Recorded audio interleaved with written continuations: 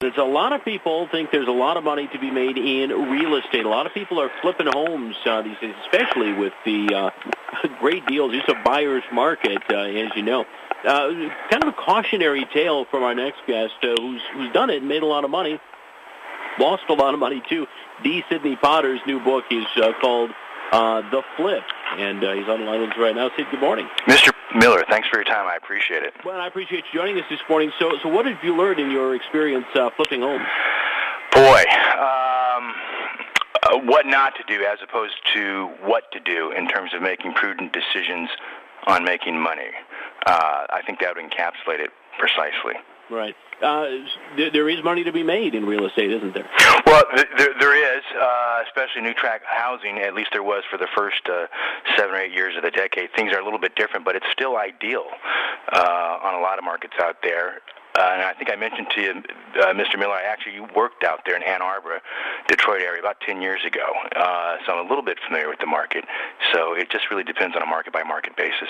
And, of course, as you know, here in Metro Detroit and southeast Michigan, there's a lot of foreclosed homes. I mean, does that help the flip market at all?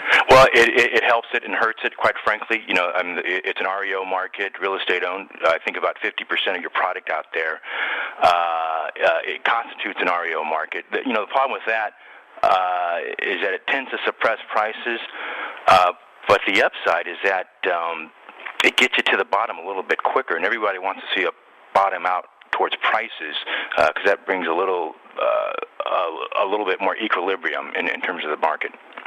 So what kind of mistakes do people make when they go about flipping? In terms of new tract housing, because I'm not an REO flipper, new house tracking is a slightly different animal. Not doing your research, not going for low deposit requirements, not utilizing leverage, which I call the eighth wonder of the world, and not having patience. You know, a lot of folks, unfortunately. And I didn't fall victim to this. I made a few mistakes, but one of them wasn't patience. And if you don't demonstrate the necessary patience to do the research to understand what is good and what is not good in terms of an upside opportunity, then that might really, really hurt you, actually. What made you decide to share this information in a book? I suppose it was a spiritual cleansing. You're talking to someone who made about $1.5 million in a fairly short period of time. I bought just over 50 homes. 45 of them I made money on.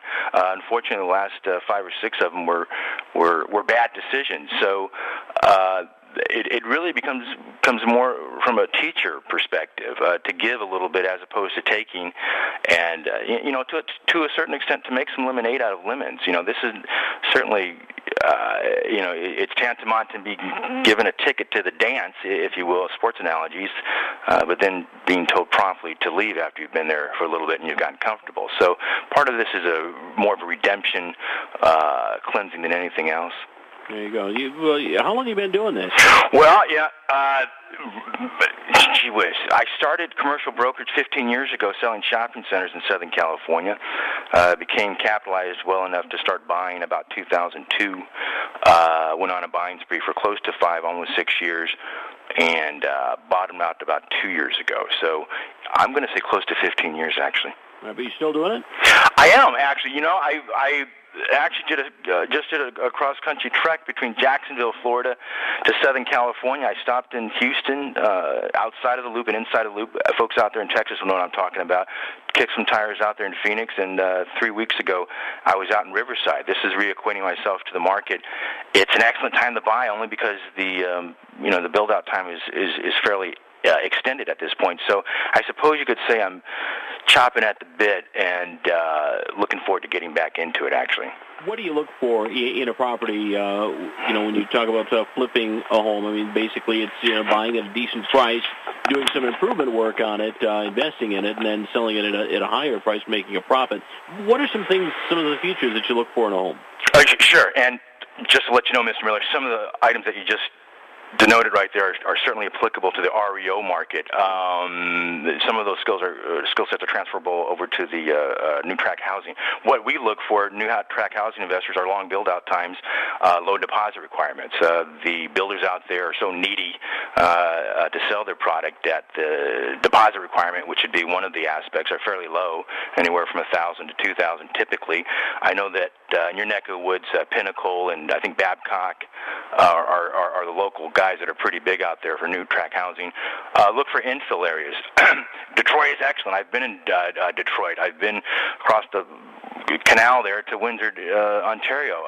You've got infill areas, which is nice speak for inner city, that where there's a high demand, and you'd look for something like that. It may be a C-plus location, but it's an excellent supply-demand opportunity to buy a pre-built, pre-construction home, or probably more of a condo in the Detroit area in terms of a potential upside. All right, very good. Good things to consider. Again, the book is called The Flip. It's available for Kindle download. You can buy it at Amazon. Do you have a website or a place where people can get more information? Absolutely. theflip.tv. And also Newman Communications. Those are the publicists that I've engaged, who represent some of the best, a lot of New York Times bestsellers. They've got a lot of good areas to go to get the book through Amazon and Tate Publishing. So going to Newman Communications out in Boston, Massachusetts, also to theflip.tv is going to get you to where you need to go to look at the book. All right, we'll take a look for it. Sid, thanks for your time this morning. We appreciate it. You bet. Take care. All right, take care. Bye now.